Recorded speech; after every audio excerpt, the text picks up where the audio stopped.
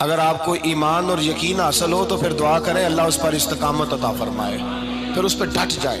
نبی پاک صلی اللہ علیہ وسلم نے فرمایا میں اس بات کا خوف نہیں کرتا کہ میری امت کمزور ہو جائے گی، اس بات کا ڈر نہیں کہ پیسے ختم ہو جائیں، نہ یہ خوف ہے کہ بھوکی مرے گی۔ حضور کس بات کا خوف ہے؟ تو نبی پاک نے فرمایا خوف یہ ہے کہ ان کا یقین کمزور ہو جائے گا۔ یاد رکھیں اگر اعتبار نہ ہو تو گھر نہیں چلتا، تو اگر اللہ رسول پر یقین کامل نہ ہو تو پھر بندہ مسجد نہیں آ سکتا، پھر اس کا دین نہیں چلتا، پھر اس کے لیے مشکل ہے نماز، پھر اس کے لیے مشکل ہے راہ خدا میں خرچ کرنا۔ میرے نبی پاک نے فرمایا یوں نہ کہا کر کہ یا اللہ چاہے تو دے چاہے تو نہ دے، جب مالک سے مانگ تو کہا کر یا اللہ تجھی سے مانگنا ہے، میں لے کے اٹھوں گا، تو مجھے دے گا۔ فرمایا جتنا تیرا یقین کامل ہوگا اتنا ہی اللہ تجھے جھولی بھر کے عطا فرمائے گا۔ کمزور سا مسلمان، لڑکھڑاتا سا مسلمان دیکھتا ہوں کرتا ہوں، اور یہ بھی نہ دیکھا کریں بھائی ایمان یقین کو استقامت کے درجے پہ لیں، یہ نہ دیکھا کریں کہ وہ کیسے دے گا، وہ کسی وسیلے کا محتاج نہیں ہے، وسیلے کو پسند کرتا ہے، پر وسیلے کا محتاج وہ بغیر وسیلے کے بھی دے دیتا ہے۔ ہر آدمی ماں باپ کے ذریعے پیدا ہوتا ہے، اگر پیدا کرنا چاہے تو جناب عیسیٰ کو بغیر باپ کے پیدا کر دیتا ہے، اگر پیدا کرنا چاہے تو حضرت آدم کو بغیر ماں اور باپ کے پیدا کر دیتا ہے۔ جب یقین رکھیں، یقین قرآن مجید پڑھیے، حضرت موسیٰ علیہ السلام فرعون کے دربار میں کھڑے ہیں، چاروں جانب دشمن ہی دشمن ہے، جادوگر آ گئے، انہوں نے سانپ چھوڑے، حضرت موسیٰ کے ہاتھ میں ڈنڈا تھا۔ حضرت موسیٰ کہتے ہیں یا اللہ کیا کروں؟ تو اللہ تعالیٰ نے فرمایا اپنا عصا پھینک دو۔ کہنا چاہیے تھا نا کہ یا اللہ ایک ہی تو شے ہے، اتنے سانپ ہے، بچانے کے لیے ڈنڈا ہے وہ پھینک دوں؟ ڈنڈا پھینکا جاتا ہے، سانپ کو دیکھ کر کے قابو کیا جاتا ہے۔ یہ میرا اور آپ کا ذوق ہے نا، لیکن انبیاء کرام کا انداز ملاحظہ کیجئے میرے عزیزو۔ اللہ فرماتے ہیں ڈنڈا، اے موسیٰ ڈال دے اپنا عصا۔ پہلے نہیں فرمایا کہ سانپ بن جائے گا، فرمایا بس تو ڈال دے۔ میں اور آپ ہوتے ہیں تو سام سامنے ہے، ڈنڈا ہاتھ میں ہے، ہم کہیں گے عجیب بات ہے، یہی تو دفاع کی چیز ہے، اسی کو ڈال دوں تو بچوں گا کیسے؟ کہا ڈال دو، تو حضرت موسیٰ نے ڈال دیا، کہا میرے رب کا حکم ہے تو میرے لیے بہتر ہی ہوگا۔ اللہ فرماتے ہیں جب موسیٰ نے ڈالا تو میں نے اس ڈنڈے کو، اس عصا کو اژدہا بنا دیا۔ اب کبھی عصا بھی اژدہا بنے، کبھی چھڑی بھی بہت بڑا اژدہا بنی ہے، لیکن قرآن کہتا ہے جناب موسیٰ نے ڈالا تو اللہ نے اژدہا، بلکہ اس سے پیچھے چلیے، عورتیں کمزور یقین کی ہوتی ہیں نا۔ جناب موسیٰ پیدا ہوئے تو اللہ فرماتے ہیں میں نے موسیٰ کی ماں کے دل میں بات ڈالی، ماں کے دل میں، صندوق میں ڈال کے تو اس کو دریا میں بہا دے۔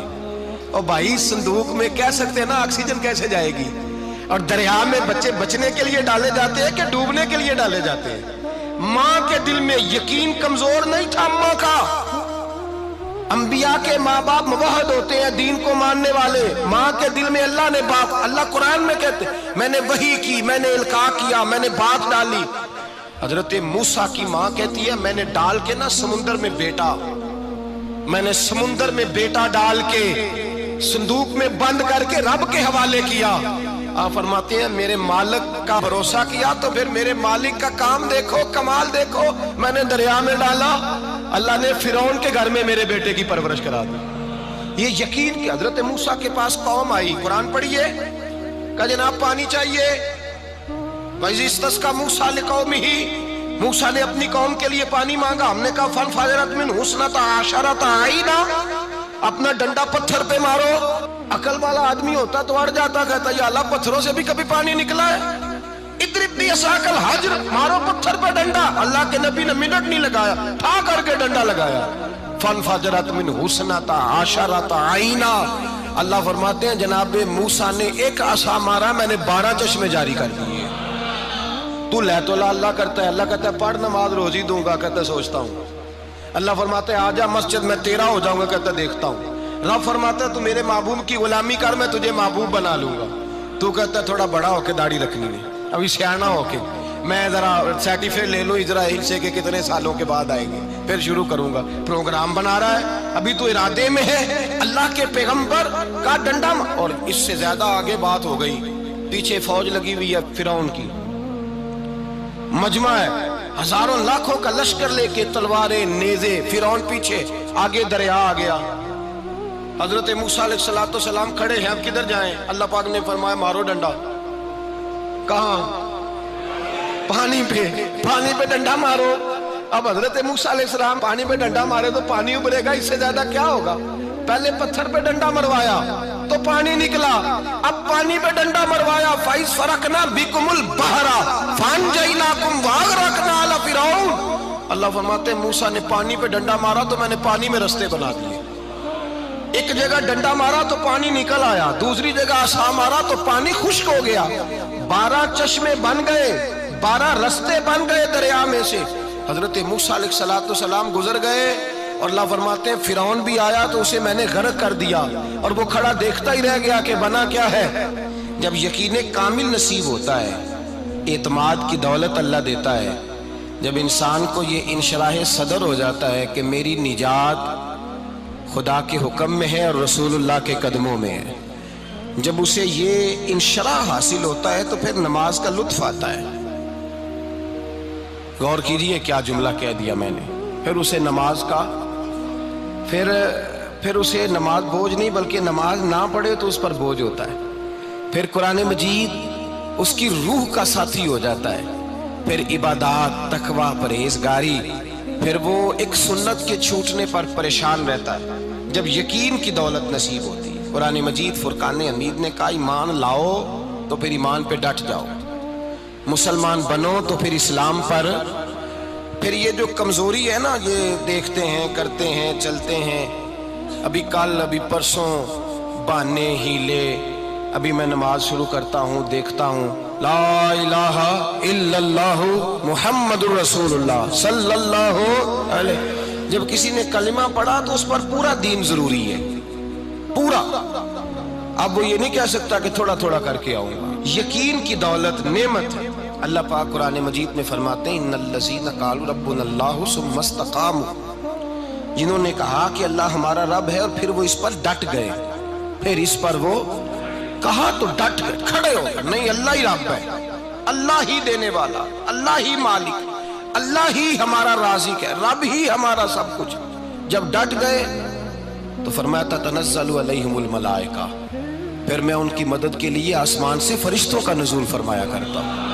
فرشتے کیا کہتے ہیں؟ اللہ تخافوا ولا تحزنوا، غم نہ کرنا، خوف نہ کھانا، وابشروا بالجنۃ التی کنتم توعدون، ہم تو تمہیں اللہ تبارک و تعالیٰ کی اس جنت کی خوشخبری دینے آئے ہیں جس کا رب نے تمہارے ساتھ وعدہ کیا ہوا ہے۔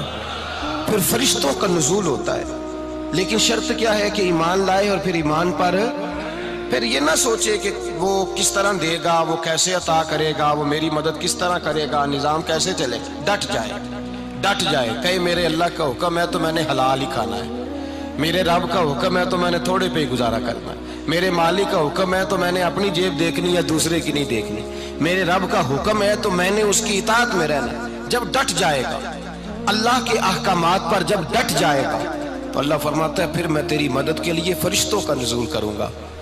نبی پاک صلی اللہ علیہ وسلم نے فرمایا 2 دولتیں اگر کسی کو اللہ دے دے تو سمجھے اللہ نے اسے دنیا کی سب سے زیادہ دولت عطا فرما دی۔ یا رسول اللہ وہ کون کون سی چیزیں ہیں؟ فرمایا ایک جس شخص کو اللہ نے معاف کرنے کی دولت عطا کر دی، جو معاف کرنے لگ گیا، جس کی طبیعت میں درگزر آ گیا، جو معاف کرنے لگا، غلطیاں معاف کرنے لگا، جس کو ایک دولت یہ مل گئی۔ اور دوسرا میرے مصطفیٰ نے فرمایا جسے اللہ نے یقین کی دولت عطا فرما دی، جس کو یہ 2 دولتیں مل جائیں، ایک درگزر کرنا، دوسرا رب رسول پہ یقین کامل رکھنا، اسے کائنات کی ہر شے مل گئی۔ میرے نبی پاک نے فرمایا جب بھی دعا مانگو خدا سے یہ 2 نعمتیں مانگا کرو، عرض کیا کرو اے اللہ درگزر کی دولت عطا فرما، اے اللہ تو ہمیں یقین کی دولت عطا فرما، ایمان کی قوت اور پختگی نصیب فرما۔ میرے بھائی حضور نے فرمایا مانگ کے لو۔ کمزور ایمان والا شخص کسی کام کا نہیں ہوتا۔ جس آدمی کے ذہن میں شک کا بیج ایک دفعہ جنم لیتا ہے وہ آدمی تو غلام سے بدتر ہے، بے کیف سجدہ، روٹھی روٹھی سی عبادت، اس کی زندگی کیفیات سے خالی ہے۔ جس شخص کو پتہ چل جائے نا لوگ میرے مخالف ہیں، اس کا تو سجن رہتا ہی کوئی نہیں۔ اصل بات یہ ہوتی ہے کہ یہاں سوچ بیٹھا ہے کہ دنیا میرے خلاف ہے، یہاں مخالفت یہاں بیٹھ گئی ہے، دو بندے باتیں کر رہے ہیں تو پریشان ہے، میرے خلاف ہی لگے ہوئے ہیں، میری ہی بات ہو رہی ہے، کیونکہ اصل تکلیف کہاں ہے؟ اور اگر یہاں یقین کامل ہو گیا نا کہ سارے مجھ سے پیار ہی کرتے ہیں، تو پھر دو بندوں کو بات کرتا دیکھیں گے تو یہی سوچے گا میری تعریفیں